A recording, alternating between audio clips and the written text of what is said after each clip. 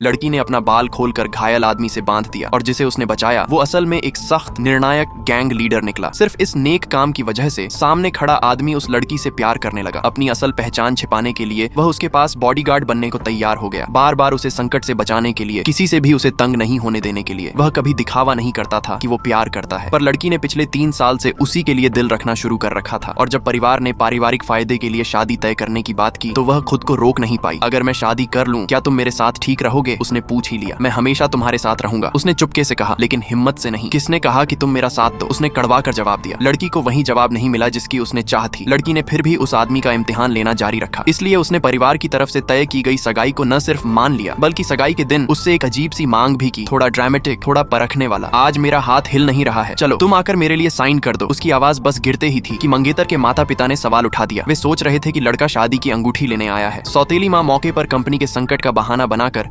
लड़की पर दबाव डालने लगी। माहौल तना हुआ था। लड़की ने थोड़ी हल्की फुल्की मजाक की जरूरत महसूस की ताकि नोकझोंक कम हो, और फिर उसने शादी के कागज पर अपने नाम के साथ उसकी भी सिग्नेचर करा दी। उसने उस आदमी की अभी अभी की उग्र नजरें याद की। वह गुस्से से भरा था। सगाई खत्म होते ही उसने कागज जोर से उस आदमी की ओर फेंक दिया और फिर मुड़कर चला गया। अगले कुछ दिनों में लड़की बार बार उससे बात करके आखिरी बार अपनी बात तोड़ना चाहती थी, पर हर बार जब वह देखती कि आदमी उसके लिए कुछ कर रहा है तो वही किसी पल पर उसे ठुकरा देता। फिर भी वह वही पुराना बना रहता, इमोशन के उथल पुथल से परेशान, घायल और दिल टूटे हुए। लड़की उसकी आंखों पर अपना प्यार हर वक्त नहीं देख सकती थी। इस बार उसने फिर से इम्तिहान किया, गुस्से में आकर उसे भगा दिया और आखिर में मंगेतर की प्रपोजल मान ली। ये शायद आखिरी मौका था और आदमी को ये एहसास भी हो गया। उसने फिर खुद पर काबू नहीं रखा और उस लड़की को चूम लिया जिसे वह चाहता था। क्या नया मालिक बनना इसके काबिल है? उसने पूछा। किसी कीमत पर नहीं। अगर तुम शादी करोगी और ये फ्लैट शूज पहनोगी तो क्या तुम्हें भी शादी चाहिए? लड़की ने तंज कसा, भले ही उसने साफ जवाब ना दिया हो। लड़की ने कल्पना की कि वह शादी में आएगा, पर घर की नौकरानी की जबानी पता चला कि उसने शादी के दिन छुट्टी मांगी थी। यह सुनते ही उसका दिल वहीं डूब सा गया, पर उठकर वो चर्च की ओर भाग निकली। वहीं परिवार में बातें थीं। हमारी दुनिया बहुत अंधेरी है, उसे सूरज के नीचे सुरक्षित रहना चाहिए। किसी ने कहा, क्या तुम अपने जीवन भर उसका बॉडीगार्ड बनने की योजना बना रहे हो? वक्त खामोश था। देखें बॉस। इसी बीच अचानक लड़के के फोन पर वेडिंग ड्रेस शॉप से कॉल आती है। बताते हैं कि लड़की ने कल जब उसने वेडिंग ड्रेस पहनी थी तो कमरे में एक वीडियो छोड़ दिया था। वह जब वहां ब्रेसलेट लेने भागा तो कैबिनेट के शीशे में गलती से उसने देखा कि लड़की चर्च से भाग रही है। तभी उसे अपने कुछ कर्मचारियों से कही हुई बात याद आई। लड़की किसी खतरे से नहीं डरती, उसे बस अपनी चॉइस की परवाह है। तभी उसे एहसास हुआ लड़की ने कभी वाकई मंगेतर से शादी करने का फैसला नहीं किया था। उसने क्लर्क से कहा कि जेर कलो मत साफ करना। फिर उसने क्लर्क की हथेली में एक काली कार्ड रखी और वहां से निकल पड़ा। वो चर्च की ओर भागा, पर रास्ते में उसे मंगेतर के लोगों ने घात लगा रखा था। एक झटके में उसकी जान पर वार हुआ। करीब था कि वहीं मर जाता। क्या मैं तुम्हें फिर देख पाऊंगा? वह खुद से पूछता हुआ खड़ा रहा। आखिर किस मुकद्दर के सामने खड़ा है और कितना दरमियान बाकी है जब सब कुछ बदल जाए।